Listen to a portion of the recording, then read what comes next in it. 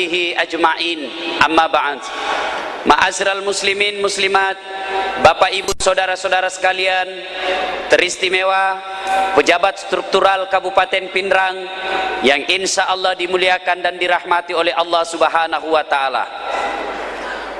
Kurang lebih 1430 tahun yang lalu terjadilah peristiwa yang sangat spektakuler, luar biasa, di mana kejadian ini hanya sekali terjadi sepanjang dunia. Apa gerangan peristiwa luar biasa tersebut? Tak lain adalah diperjalankan seorang manusia pilihan dari Masjidil Haram di Mekah ke Masjidil Aqsa di Palestina, lalu dilanjutkan ke Baitul Maqdis. Dari Baitul Maqdis naik ke langit pertama sampai langit ketujuh. Dari langit ketujuh menuju ke Sidratil Muntaha. Dari Sidratil Muntaha menuju ke Sabaha, lalu berdialog dengan Allah. Setelah itu kembali ke muka bumi. Kenapa peristiwa ini luar biasa? Magerona luar biasa ye kejadiannya. Sebab perjalanan yang dia tempuh mabelala jauh sekali, sementara waktu yang diperlukan sangat ringkas. Dalam ayat yang kita simak tadi dijelaskan oleh Allah, lailam, sebagian malam saja, dek na genek siwenni. Makanya ketika Nabi ceritakan Isra Mi'raj ini kepada orang Arab, apa reaksi orang Arab? Abu Jahal bahkan bilang begini, saudara-saudara sekalian, ini Muhammad yang kau percaya, Pak Baleangi, ternyata dia pembohong. Katanya dari Masjidil Aqsa tadi malam, pagi ini ada lagi di Mekah. Dek na tamak kelena Pak, karena memang pada saat itu Mekah Palestina kendaraan paling cepat naik kuda, maka nyarep Pak. Berapa waktu yang diperlukan? 1 bulan ke sana pun kembalinya 1 bulan. PP berapa Ibu? Berapa? Madono batrennya ibu-ibu ini. Yang tidak jawab pertanyaanku, dengar baik-baik. Yang tidak jawab pertanyaanku, saya doakan suaminya kawin cepat. Berapa Ibu? Berapa? 2 bulan. Sementara Nabi dena gendak siwuni.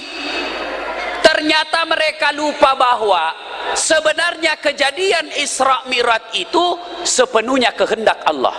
Coba kita simak dalam ayat tadi. Subhanalladzi asra bi abdihi. Maha suci Allah yang telah memperjalankan hambanya. Apa yang dimaksud memperjalankan? Napa jokka ya tanah. Berarti pungal Allah Ta'ala punna mau. Namanya kalau Allah yang mau, segalanya diurus oleh Allah. Contoh, saya diundang sama panitia ke sini, tentu transportasi, akomodasi, konsumsi, termasuk ampelok.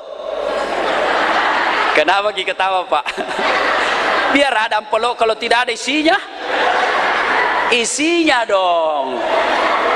Semuanya tentu ditanggung panitia. Kenapa? Saya diundang.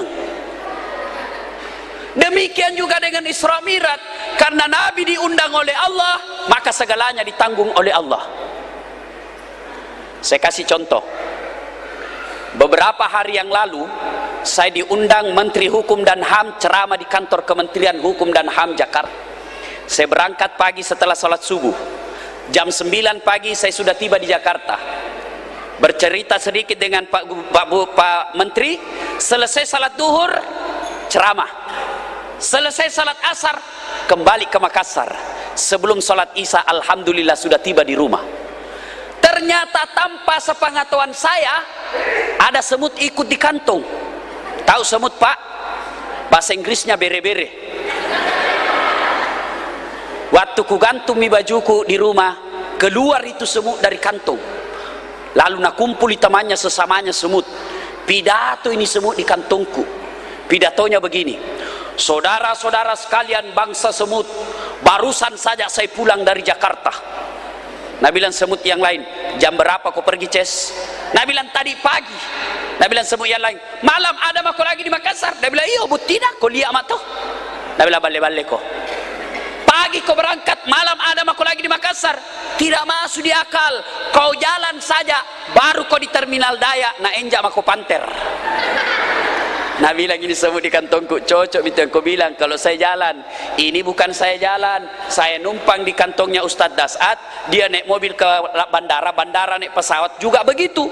Betul saya tidak pernah tinggalkan kantongnya, betul saya sembunyi dalam kantongnya. Tapi betul kak juga datang ke Jakarta, Kalimpengan aku beli kak. Iya toh pak? Ya aku iya bere-bere melok joka tidak mungkin sampai Jakarta. Tapi dia numpang mujur di kantongnya Ustadz Dasat.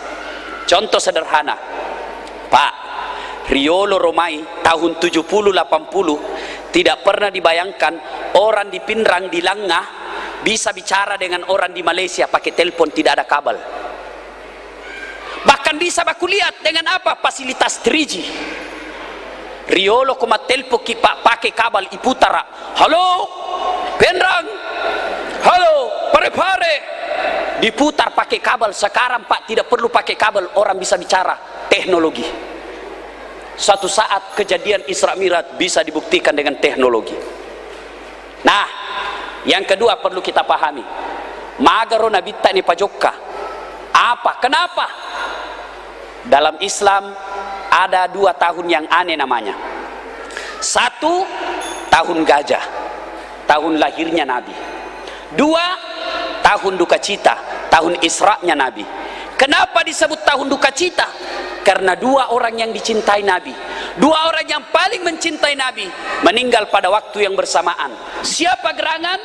Kakek beliau. Siapa namanya kakeknya Nabi, Bu? Siapa? Dek gagam miseng nih. Si kalinya ditanya, ibu siapa namanya itu artis diculik sama Pangeran Kelantang? Siapa ibu? Nesemana la cilaka. Manohara nak tahu, kakeknya Nabi dia tidak tahu. Coba. Abdul Muttalib. Selang beberapa saat mati lagi istri beliau, Khadijah radhiyallahu anhu. Istri paling dicintai Nabi. Ini Khadijah, Bu, diperistrikan oleh Nabi pada usia 40 tahun, 2 kali janda. Nabi waktu itu usianya 25 tahun. Kedua ni janda Pak, angkat topa anaknya. Masya Allah, kita biasa kalau mau sunnah Nabi bukan janda kita cari, anak darah. Ada bapak-bapak yang suka sekali nih kawin-kawin ini. 2 istrinya ditanya, kenapa kawin lagi? Sunnah Rasul. Ampa, Pak, yang suka kawin lagi dengar baik-baik. Dari 11 istri Nabi itu Pak, si demi perawan, yang lain janda-janda tua. Pernah suatu saat selesai perang, ada ibu-ibu datang, ya Rasulullah, meninggal suamiku di medan perang, siapa yang urus saya? Saya sebatang kara ya Rasul. Nabi katakan, tidak usah cemas, saya urus ki ibu, supaya tidak ada fitnah. Upu bene ki yolo. Berapa usianya ini ibu? 63 tahun. Jadi bapak-bapak yang mau contoh Nabi, silakan cari janda 63 tahun. Mau Pak? Mau? Saya saja ustaz tidak mau kak. Apa ya 63 saking batok nama ini urus. Khadijah pun meninggal dunia, makanya Nabi berduka. Mesilah dek nyawana Nabi tak nasale benena, sehingga Nabi pernah bersabda, dengar baik-baik ibu. Nabi pernah bersabda ketika meninggal istrinya, barang siapa seorang wanita meninggal dunia lalu suaminya berduka terus mengenang kebaikannya, maka itu ciri-ciri wanita penghuni sorga. Jadi besok-besok kalau lebih dulu ki meninggal ibu, lebih dulu ki mati nalak kita, lalu suami tak berduka terus, Tuhan kenapa cepat sekali kau panggil istriku, meskipun dia gendut tapi ku sayang Tuhan, meskipun busuk mulutnya tapi ku suka Tuhan. Itu ciri-ciri ibu penghuni sorga. Tapi kalau sebaliknya, begitu ibu meninggal, suami masuk kamar teriak, merdeka. Calon penghuni neraka itu ibu itu. Nah, ketika Nabi berduka, watuna mestinya wana datang SMS dari Allah kepada Jibril. Jibril, kau jemput kekasihku Muhammad, saya mau hibur dia. Masya Allah, diundang langsung oleh Allah. Saya saja pernah diundang wapres, ke istana wakil presiden mewakili ulama Sulawesi membahas tentang undang-undang anti pornografi. Waktu saya terima itu undangan, ku kasih lihat semua mahasiswaku di Unhas, lihat keundanganku, wakil presiden. Pulang kampung pitangnya mbokku, pak, anak tak wakil presiden undang. Itu baru manusia yang undang. Gimana kalau diundang oleh Allah? Akhirnya Nabi terhibur. Jibril turun ditemani oleh dua malaikat, Mikail dan Israfil. Pada saat itu Nabi lagi baring di tempat tidurnya, ditemani oleh paman beliau Hamzah radhiyallahu anhu dan sahabat setia beliau Abu Bakar As-Siddiq. Turun malaikat Jibril dalam bentuk manusia, gagah, perkasa, tampan, datang menghadap kepada Nabi. Lapor, Muhammad, saya diperintah oleh Allah untuk menjemput Anda. Nabi katakan, untuk apa? Menghadap kepada Allah, memerintah, mendapat perintah istimewa. Lalu Nabi katakan, siap melaksanakan tugas, lanjutkan. Bukan pilpres, bukan ya. Lalu Nabi dibawa ke tepian sumur Samsam. Ipaliu inabita, dioperasi dadanya, dibelah, lalu diambil hatinya, dicuci dengan air Samsam. Setelah dicuci, distempel, namanya stempel kenabian. Jangan lagi bayangkan stempelnya ketua panitia, tidak seperti stempelnya Pak Insinyur Suwardi, tidak seperti ini. Ini stempel kenabian namanya. Selesai distempel, tak, tidak ada bekas. Mapamula ni pajokkan nabita. Dari Masjidil Haram di Mekah ke Masjidil Aqsa di Palestina. Makutana si Tomacai. Ustadz, kenapa sih mesti ke Palestina? Kenapa tidak dari Mekah saja langsung naik ke langit? Kan bisa dari Mekah ke langit. Kenapa mesti ke Palestina lagi? Malampe si Jokana. Dijawab oleh Allah dalam ayat berikutnya, linuriyahu min ayatina, untuk memperlihatkan sebagian dari tanda-tanda kebesaran kami. Meloi napitang, nabita, Allah mau memperlihatkan kepada Nabi beberapa pelajaran buat kita. Pelajaran apa saja? Satu, Nabi melihat ada orang tua, diperiksa hajinya, bagus. Periksa salatnya, khusyuk. Periksa zakatnya, cukup. Sedekah, alhamdulillah, baik. Semua amalnya baik. Allah katakan, Jibril, pertama itu Pak Haji surga, kasih masuk dia surga. Jalanlah ini Pak Haji. Begitu tinggal beberapa langkah masuk dalam surga, tiba-tiba ada anak-anak berteriak dari dalam neraka, Tuhan, tunggu dulu, saya keberatan kalau itu Haji masuk neraka, masuk surga. Saya ini anaknya, kalau saya masuk neraka, kenapa dia masuk surga? Saya masuk neraka karena dia tidak didik saya dengan baik. Dia rajin sholat, tidak pernah saya diajar. Dia ngaji, tidak pernah saya diajar ngaji. Saya masuk neraka karena dia salah gunakan amanahmu. Bukankah saya tanggung jawabnya dia kepadamu? Ya Allah, saya keberatan kalau itu Haji masuk neraka, masuk surga. Akhirnya Allah katakan, Pak Haji tunggu dulu. Mau kemana Pak Haji buru-buru? Surga tajang ide panas selesai surusamu. Tajak ko yolo. Siapa itu teriaki ko? Wih, anakku puang. Maka depung Allah Ta'ala, berarti kau salah gunakan amanah yang saya kasih. Sini kok, temani anakmu masuk neraka. Akhirnya masuk neraka gara-gara apa? Tidak mendidik anaknya dengan baik. Demi Allah, kenapa negara kita terpuruk seperti ini? Kenapa negara kita dipermalukan seperti ini? Kenapa negara kita susah maju seperti negara-negara yang lain? Salah satu penyebabnya orang tua gagal mendidik anaknya. Coba lihat orang tua sekarang Pak, mereka lebih bangga kalau anaknya jadi kontraktor, mereka lebih bangga kalau anaknya jadi tentara yang sukses, mereka lebih bangga kalau anaknya jadi pejabat, jarang bangga kalau anaknya bisa jadi ustad. Apa Nabi bilang? Jam aku bergaul sama itu ustaz, apa jibar sanji jena tahu, tidak bisa beli mobil. Bu, jangki begitu bu. Kalau ada orang mati di rumah tak, siapa? Kalau ada orang mati di rumah tak, siapa disuruh takziah? Siapa? Pak Camat. Pucai. Masya Allah. Anaknya hobi mengaji, batena nareking.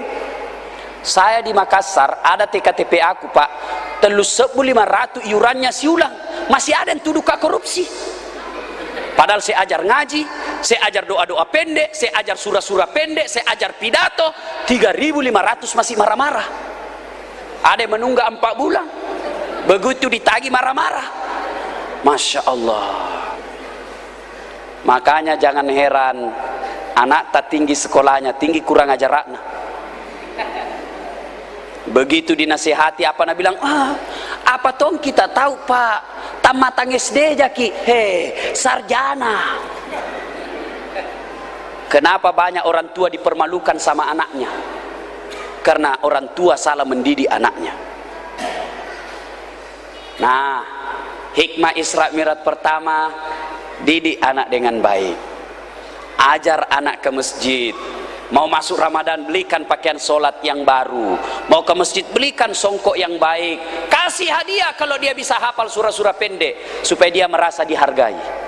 Maka situ tu kau pensiun nih, paku SMS anak tak, kak, jangki dulu ambil bapak bulan ini saya mau urus sama istriku, bulan depan pi kita. Begitu bapaknya sakaratil maut, kumpul semua anaknya baca Yasin di sampingnya. Begitu bapaknya meninggal, anaknya sendiri yang mandikan. Ada yang bersihkan kepalanya, ada yang bersihkan ubur-ubur, ada yang bersihkan kakinya. Begitu dikafani orang tuanya, anaknya yang membungkus, ada di kepalanya, ada di perutnya, ada yang di kakinya. Begitu dimasukkan ke liang lahat orang tuanya, anaknya sendiri menghadapkan orang tuanya kepada Allah. Malam harinya begitu taksiah, anaknya yang mengaji, anaknya yang sepatah kata, anaknya yang ceramah. Inilah orang tua paling kaya meskipun tidak ada pangkatnya di dunia. Berapa banyak orang saya lihat di kantor dihargai, dicium tangannya sama bawahannya, dibawakan HP-nya, dibukakan pintu mobilnya, tapi sampai di rumahnya dimaki-maki sama anaknya masih SD, masih SMP. Apa artinya orang kaya begitu? Kenapa bisa begitu anak tak? Kenapa Ustaz? Salah didik ki. Tidak ada anak lahir langsung jadi preman. Tidak ada anak lahir langsung jadi pemabuk. Orang tuanya sendiri yang salah mendidik anaknya. Nah, ibu bapak yang saya muliakan, ini yang pertama. Yang kedua, jalan lagi Nabi. Masya Allah, Nabi lagi melihat ada orang, bapak ibu yang saya muliakan, ada orang, subhanallah, dikasih makan bara api, kasih makan bara api, hancur seluruh badannya, lalu besar perutnya, dia jalan tak banting lagi, dikasih makan lagi bara api, terhancur badannya. Nabi geleng kepala Jibril, siapa dia Jibril? Jibril menjawab, itulah umatmu yang suka makan barang haram. Saya yakin Pak Deta taman ribawi Pak. Saya yakin Bapak tidak makan anjing. Saya yakin Bapak tidak makan sat-sat yang haram, hamar. Tapi yang banyak kita makan hasil sogokan. Yang banyak kita makan hasil curian. Yang banyak kita makan hasil riba. Berdagang secara riba. Mana secara riba? Contoh, Pak balut bensin. Bensin botol. Nah tulis bensin murni. Padahal nak campur minyak tanah. Waktu ditanya kenapa kau tulis bensin murni, nah ada minyak tanahnya, apa nak bilang? Kan namanya istriku murni, jadi ku tulis mi bensin murni. Riba. Mana lagi? Padangkan lipa. Siaga lina lipakmu 50 sebu. 45 mo. Itu lagi 50 nasabab mata tangga ki, jadi ku kasih kau 50. Ndak ada untungku di situ. Modal ji. Padahal sudah ada untungnya. Demi Allah, keuntungan yang kita dapat riba. Pedagang gula, lain liternya ketika membeli, lain juga liternya ketika menjual. Hai, tama mana matut neraka ya roh. Maga dosana ribae. Bagaimana dosanya itu riba? Nabi menjelaskan seringandikan dosa riba itu adalah seperti kalau diperkosa ibu kandungnya. Itu paling ringan. Diperkosai induk tak, itulah dosanya riba. Wa ahallallahu bai'a wa harrama riba. Allah halalkan jual beli, tapi Allah haramkan riba. Nah, Apa pentingnya kita memelihara diri makanan haram supaya kita tidak masuk makanan haram? Itu berpengaruh terhadap generasi kita. Ini kisah nyata Pak, tania curita ye, kisah nyata. Tersebutlah seorang pemuda bernama Said bin Ibrahim. Said bin Ibrahim ini lagi jalan-jalan di tengah hutan, tiba-tiba dia dapat buah. Engkau buah naruntuk, nandre Pak buai. Begitu habis tengah, dia baru sadar, wah ternyata tania ya punna ye, mati nih, haram itu sudah yang masuk di perutku. Dia gelisah, akhirnya dia cari yang punya kebun. Assalamualaikum Pak Haji. Waalaikumsalam. Maka kok anak muda, begini, kemarin saya lewat di kebun tak, saya dapat buah, saya makan kodong setengah, sudah masuk di perutku. Setengahnya lagi kusisa ini, minta tolong Kak Kodong halalkan yang sudah saya makan, sisanya ambil maki kembali. Nah bilang ini orang tua, enakmu, kau sudah makan punya aku setengah, sisamu kau kasih Kak. Begini, saya halalkan yang kau sudah makan dengan catatan pubene anakku, peristrikan anak gadisku. Langsung ini anak muda, alhamdulillah. Dan lemak galendrong. Nah bilangin orang tua, tunggu dulu Ces, jangan kau terlalu cepat senang. Ini anakku buta, bisu, tuli, lumpuh. Buta, bisu, tuli, lumpuh. Langsung mati coli. Nah bilang, iya apa enaknya? Dek sisa gak kesina tuh anak. Maka dia tomatoi, terserah, mau kau sehalalkan, pubene anakku. Kodek melo, harangnya tuh. Akhirnya dia ingat sabda Nabi, barang siapa yang memasukkan barang haram ke dalam perutnya, maka hanya api neraka yang bisa mencucinya. Akhirnya dia bilang ini anak muda, oke, taruh nih, pubene nak tak. Panggil 2 orang saksi, ada ijab kabul, kemudian ada mahar, nikah. Selesai nikah, mertuanya bilang, nak silakan kau datangi istrimu di kamar. Masuklah ini anak muda, dia ketuk pintunya kamarnya. Assalamualaikum warahmatullahi wabarakatuh. Selang beberapa saat keluar jawaban dari dalam kamar, Waalaikumsalam warahmatullahi wabarakatuh. Wih, tak selengnya kaloloy. Berarti dia tidak bisu.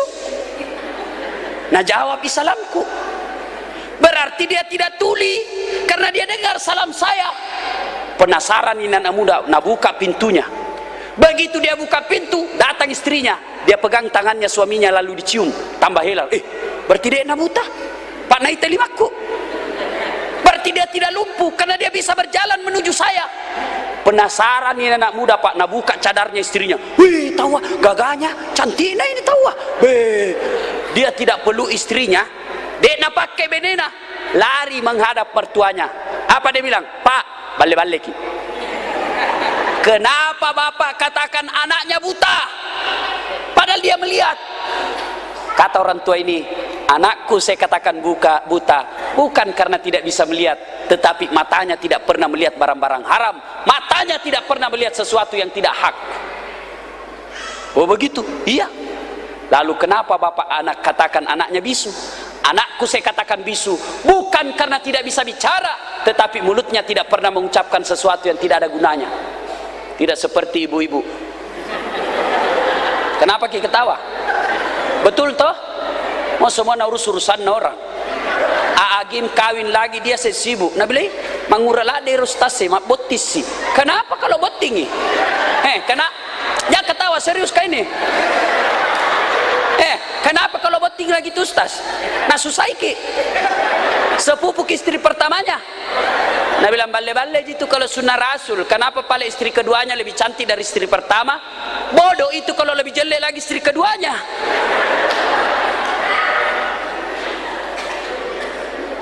Lalu kenapa bapak katakan anaknya bisu? Itu anakku tidak pernah bicara yang tidak ada gunanya. Anu makasilemin ampe-ampe tuh. Oh begitu. Lalu kenapa bapak katakan anaknya lumpuh? Anakku saya katakan lumpuh bukan karena tidak bisa jalan, bukan karena tidak bisa melangkah, tapi kakinya tidak pernah melangkah ke tempat maksiat. Tidak seperti laki-laki sebagian sekarang, setengah mati cari uang, begitu dapat uang pergi panti pijat. lah cilaka. Setengah mati sapak duit, runtuh duit, mali tiket taman neraka. Ada kan lebih bodoh dari ini? Nah bilang kan kita pijit-pijit Ustaz tidak bernafsuki, bale-bale kok. Pahamu dipijit, lainnya mengeras. Tanah bene tata suruh pijit kyoko tu, makele di je Ustaz taro toni makele. Kapura toni tapake mana atun nama lolo. Ada juga laki-laki begitu kurang ajar. Sudah dikatakan bahwa dalam ayat, istrimu adalah sawah ladangmu, maka silakan kau datangi dia dari arah mana saja. Itu Al-Quran bilang, benemu galummu silakan. Mau cangkul alhamdulillah ibadah, tidak dicangkul inna jai. Namanya sawah pak. Mau dicangkul dari depan boleh, cangkul dari samping boleh, cangkul sambil mundur juga boleh. Yang penting jangkit cangkul sawahnya orang. Oh begitu, iya. Maka dah si kaloloe, maka paling tamak kada tuli. Anakku saya katakan tuli bukan karena tidak bisa mendengar, tetapi telinganya tidak pernah mendengar yang bukan urusannya. Tidak seperti ibu-ibu sekarang, kalau pergi pengantin, oh nak pura-pura itu mah iris, tapi telinganya nak pasangnya. Maksudnya tuh, iya kan bu? Iya toh? Pulang, nak cari tamanan nih, jakna nasab panah, baru mak dokol lisu. Tak kalah ku ingat, dengar ki bu, membawa barang-barang pengantin tanpa izin tuan rumah haram. Biar saudara ki, sama kalau kita kasih makan daging babi anak tak. Ini di Pindrang ini banyak kejadian biasa. Nah potong orang 2 sapi tidak cukup dagingnya. Kenapa? Mega jalan ke rumahnya orang padahal tidak ada kakinya. Oh begitu. Iya. Lalu ini anak muda berkata, saya biasanya kalau ceramah ada air di sampingku ini. Kurang aktif ini panitia, bagus barangkali kalau dikasih di gelas. Yang ketawa bu kita itu enak, duduk-duduk ketawa. Saya setengah mati teriak-teriak. Lalu ya di sini saja pak. Ya sini saja, nggak apa-apa. Lalu maka ini kan loloe, maka sila ada tuh paling si Pak Nanak tanah bilang, oh iyo banyak sekali milamar ini anakku, cuma tidak ada sesuai standar. Makanya ku tunggu-tunggu. Lalu kenapa bapak pilih saya, kata anak muda? Orang tuanya berkata, pasti dalam darah dagingmu alemu dek gaga anu harang ilala landru alemu. Anu mabual lagi mitau komandre, apalagi yang lebih dari itu. Pasti dalam darah dagingmu tidak ada barang haram. Ya sudah anak muda, tidak usah banyak cerita, masuklah ke kamarmu. Masuklah kamarnya ini anak muda. Apa dan bagaimana selanjutnya yang terjadi, silakan bapak ibu bayangkan. Sambil bayangkan, Ustaz minum dulu.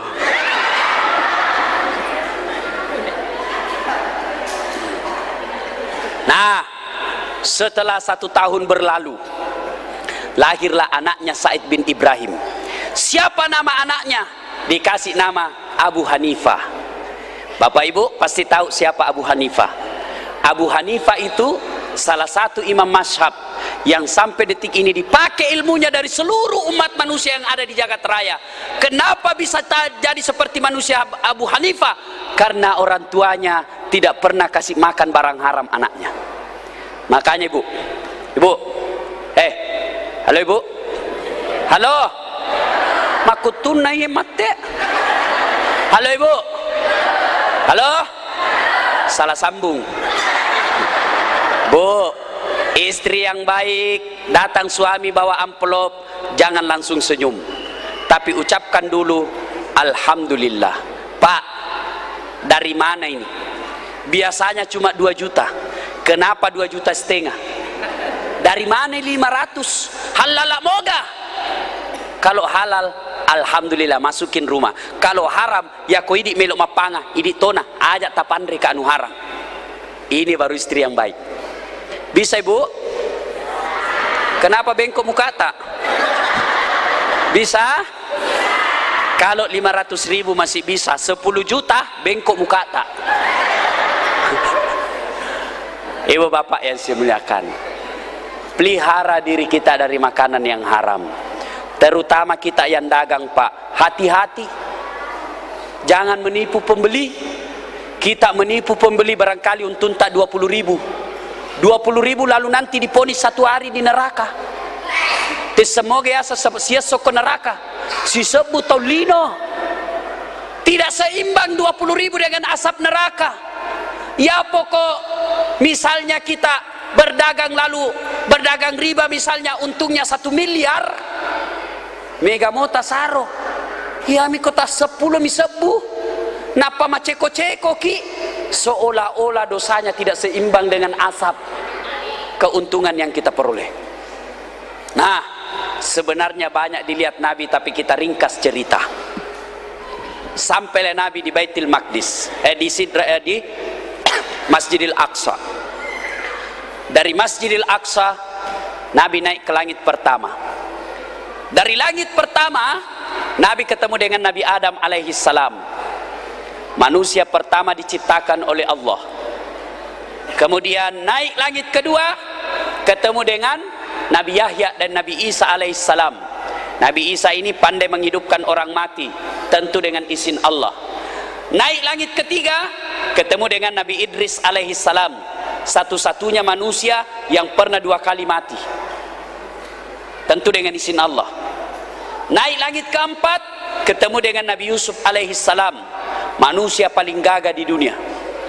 Naik ke langit kelima ketemu dengan Nabi Harun alaihi salam, manusia terkuat di dunia. Itu Nabi Musa pak, Nabi Harun sepupu satu kalinya Nabi Musa melawan Fir'aun laknatullah alaih. Langit kelima. Naik langit keenam ketemu dengan Nabi Musa alaihissalam. Nabi Musa ini pak, kalau dia kunci badannya tembus itu bulu-bulu di bajunya. Dia kunci lagi badannya, tak lempar songkoknya.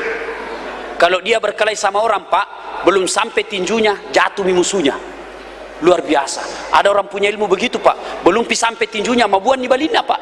Ini namanya ilmu karatedo, karate campur doti.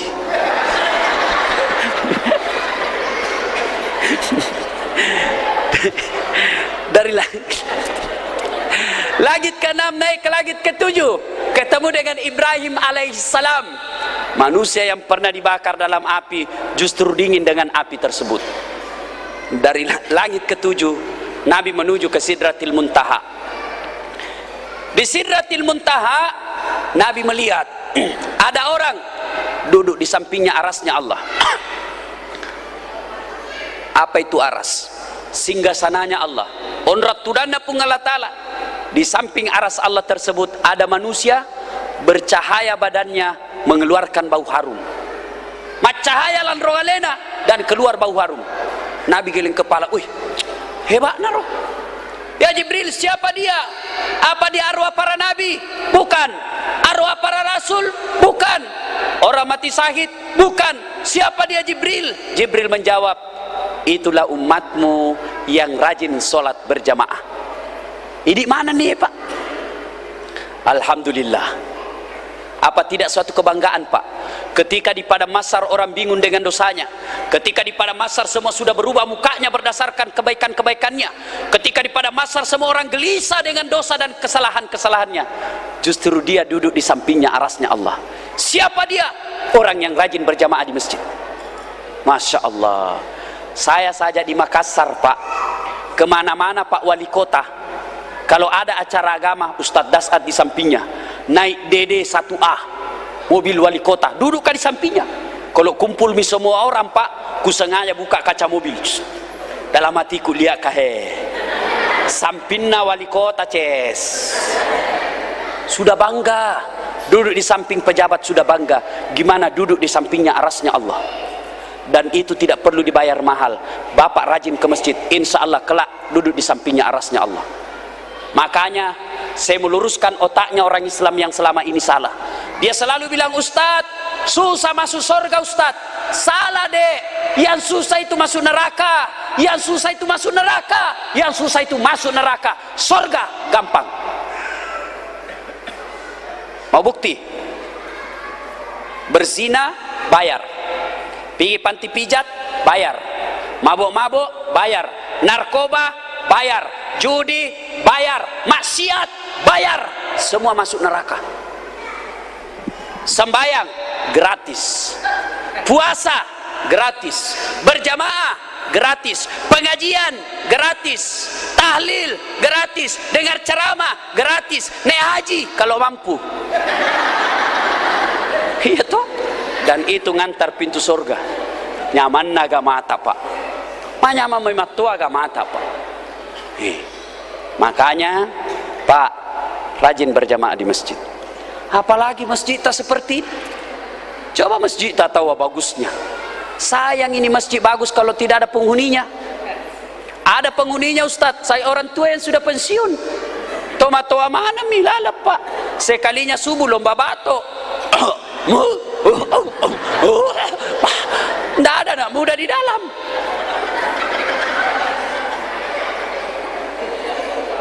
Coba maga je rona makutulo selengi loma berjama pak. Maga kira-kira salah satu penyebabnya manajemen masjid tidak bagus. Ada masjid saya kelola di Makassar pak, kecil, mabicu mi pak, tapi manyamang. Sedekahnya orang mengalir di situ pak. Kenapa? Kecil tapi ber AC. Setiap 2 menit ada pengharum ruangan keluar. Untuk apa? Menghilangkan bau kalepak. Karpetnya pak selalu baru. Muadzinnya yang tukang asan digaji 750.000 per bulan hanya untuk asan 5 kali sehari semalam. Anak muda yang bagus suaranya, speakernya bagus, penceramanya profesional, imamnya penghafal Quran, sehingga biar jauh orang pak datang ke situ. Kenapa? Dan sedekah mengalir, dia merasa dia nikmati celengannya. Ini tidak bagaimana orang ke masjid. Yang asan orang tua yang sudah commo, poso tompa, asan subuh to poso, ayalah sol, wasa capu di ternyata kamu pasambungan, poso pak, mapelatoni, coba, begitu sujud karpetnya, tai cicak didapat. Speakernya begitu sudah takbir Allahu Akbar tapas story ini mele pada cengi pura ni mata kabir dapat lagi penceramah pak, mulai salam pertama sampai terakhir neraka teruk na curita, dibakar, dipotong kakinya, dipotong lehernya, tusuk pantatnya, keluar di mulutnya. Nggak bilang anak muda zaman kopi misi bikin takut-takut. Bapak tahu-tahu. Dapat lagi imam nabalik si sunnah Nabi. Apa angkat aja itu imam bicara biasa. Ya aku mencaji imam pak be lampek na bacana. Padahal makanya Nabi tak kalau kau jadi imam ringkaskan bacaan solat. Si kalina mencaji imam pak napa mata kabir tameman nih pak. Ke situ.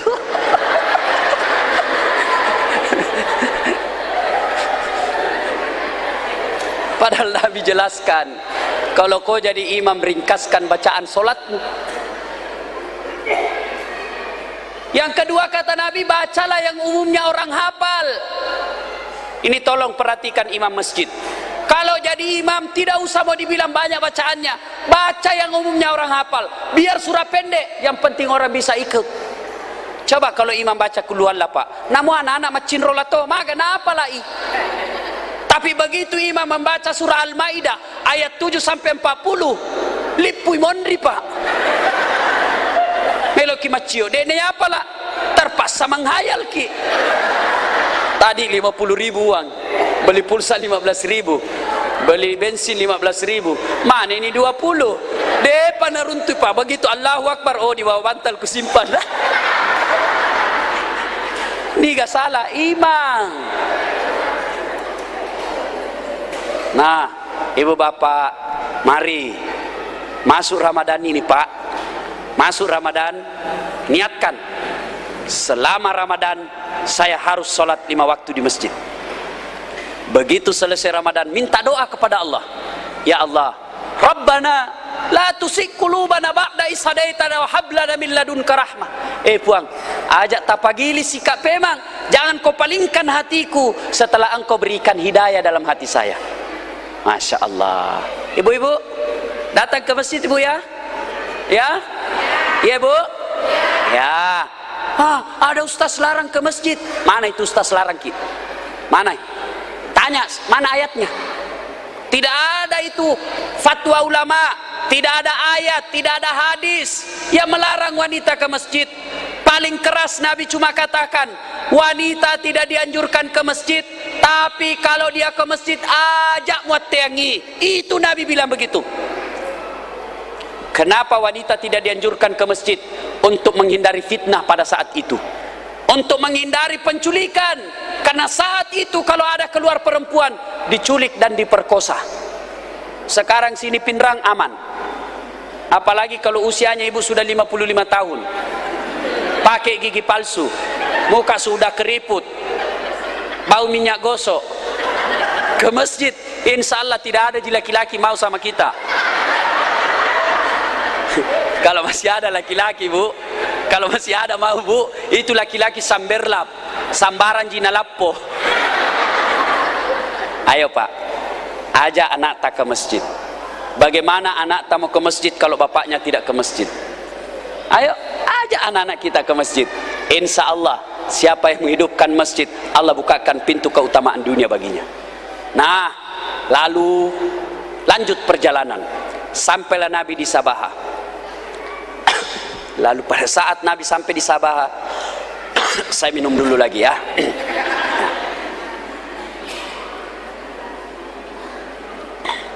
Saya capek sekali bu.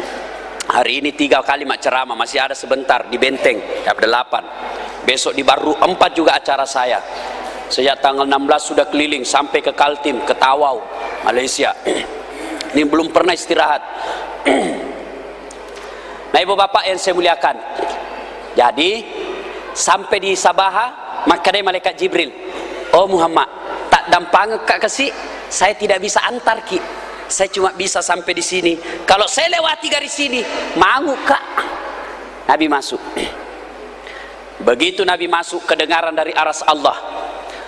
Assalamu alayka ayyuhan nabiyyu wa rahmatullahi wa barakatuh. Lalu Nabi menjawabnya, Assalamu alayna wa ala ibadillahi salihin. Ashhadu an la ilaha illallah. Lalu Allah menjawabnya, wa ashhadu annaka ya Muhammad wa rasulillah. Itulah yang didialogkan dalam tahiyat yang kita baca. Lalu Nabi mengajukan permohonan, ya Tuhanku, umatku ini kan kecil-kecil, pendek-pendek umurnya, bicu-bicu, kasihlah keistimewaan. Lalu Allah katakan, saya kasih kau perintah solat 50 kali sehari semalam. Nokni Nabi tak gembira Nabi. Langit ke-7 ketemu Ibrahim, tidak ada persoalan. Langit ke-6 ketemu Nabi Musa. Maka dia Nabi Musa, ya Muhammad, apa oleh-oleh dari Allah untuk umatmu? Aga naleko pun Allah Ta'ala untuk amakmu. Alhamdulillah, ya leka sampajang ake 50 sios semeni. Maka dia Nabi Musa, berapa? 50. Wih, megalak dembo. Lo komendrek kau minta diskon capok, minta kau diskon capok. Banyak sekali itu. Umatku saja besar-besar dan kuat, tidak bisa itu 50. Apalagi umatmu. Naik Nabi. Puang, megalak degarek. Tadi diskon ni sedih. Diskon kasih. Allah potong 5. Tinggal berapa ibu? Berapa? Memang kalau ibu-ibu angka-angka paling jago. Apalagi kalau angka uang, tidak pernah hilang matanya. 45. Turun, ketemu Nabi Musa. Siaga pi Muhammad, 45. Mega mau picapok. Naik kok lagi. Ya Allah, katanya masih banyak, tolong lagi dikurangi. Kurangi lagi 5. Turun 40. Masih banyak. Naik lagi. Kurangi lagi 5. Mondar mandir setiap kali naik, kurangi 5.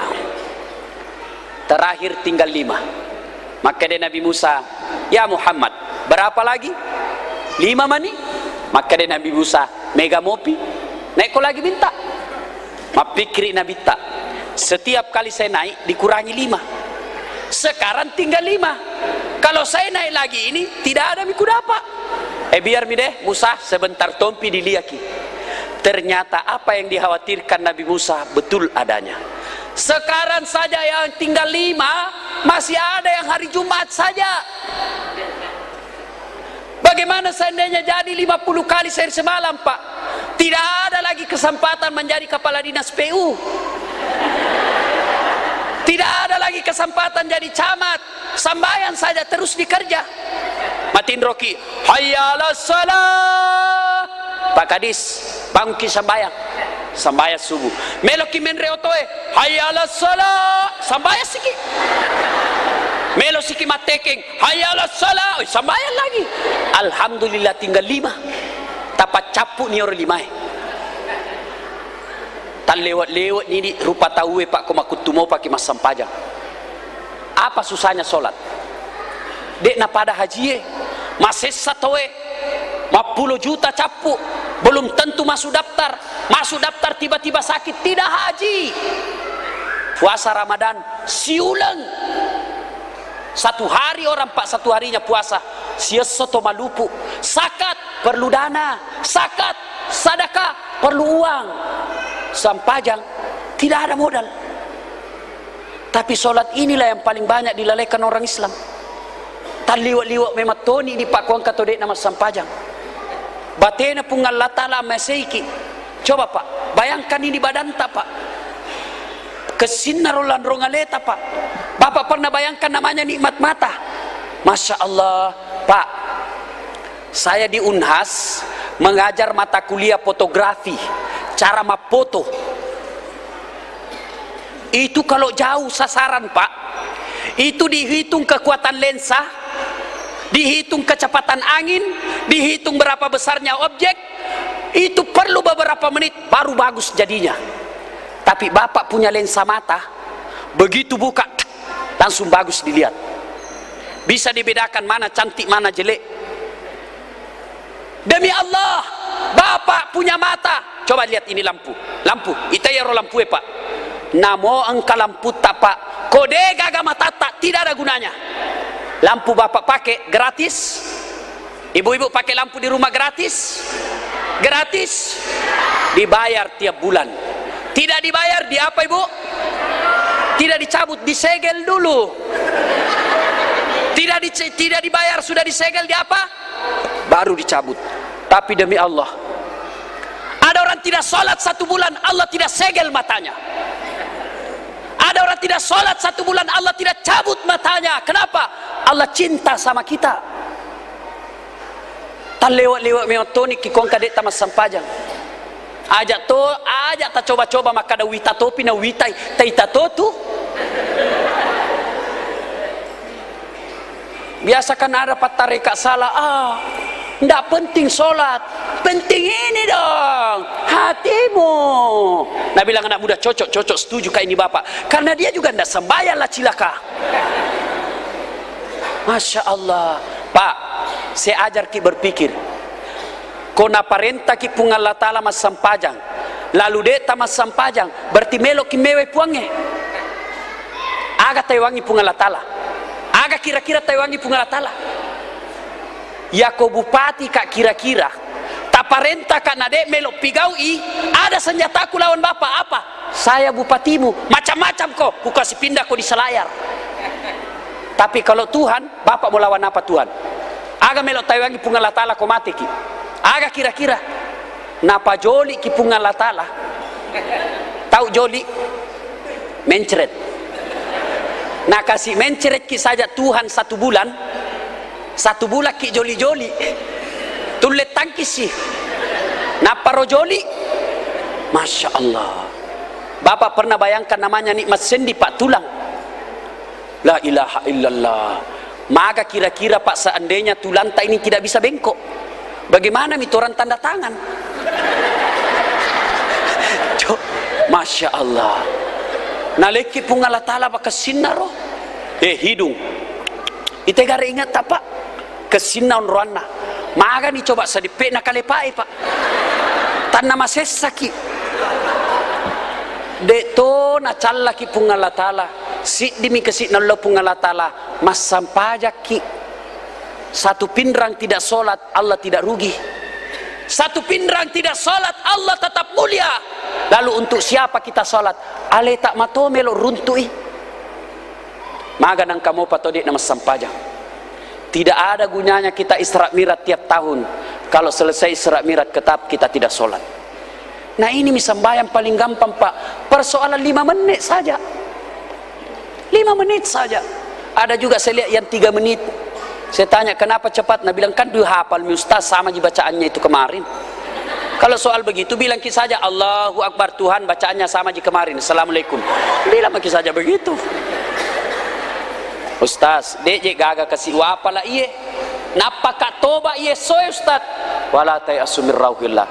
Ajak tak peturenu. Loki masih ge mak berjama. Maka dena bitta asas salat jamaah. Ya ko imak baca namo mekuk bawa ni monri asani. Apa Pak susahnya? Tidak ada susahnya itu solat. Yang penting ada kemauan. Nah Bapak Ibu yang saya muliakan, sebenarnya masih banyak yang kita ingin uraikan, tapi waktu jualah yang membatasi kita. Kenapa Ibu? Terus menghina ini Ibu. Nah kira kat tukang parkir. Terus Ustaz ini Bu. Capek Ustaz, kodon capek. Lain kali kita akan lanjutkan ya. Sebagai kesimpulan, as-shalah mi'rajun ummah. Salat adalah mi'rajnya orang Islam. Kalau mau mi'raj, mau berdialog dengan Allah, perbanyak sujud. Semakin rajin kita sujud, semakin sering berdialog dengan Allah. Semakin sering berdialog dengan Allah, berarti nahapala nitapata pun Allah Ta'ala. Ya kona apalah nitapata pun Allah Ta'ala. Apapun kita minta pasti nak kasih. Coba kau si pujila dek mitawa ya apalah ni amu agak tunailahu ya letoy. Kalau tidak pernah sujud, tiba-tiba sakit berdoa kepada Allah, ya Allah sembuhkan. Allah katakan siapa kau, tidak ku kenal kau cilaka. Banyak-banyak sujud di hadapan Allah. Makna terpenting dari Isra Mi'raj adalah solat. Kalau kita selesai Isra, diperbaharui salat kita, disempurnakan, lalu dilengkapi dengan salat-salat sunnah, alhamdulillah sudah ada kemuliaan di antara kita. Mudah-mudahan ada manfaat. Lebih dan kurangnya mohon dimaafkan. Nun wal kalam ya masturun. Billahi fi sabilil haq. Summa assalamualaikum warahmatullahi wabarakatuh.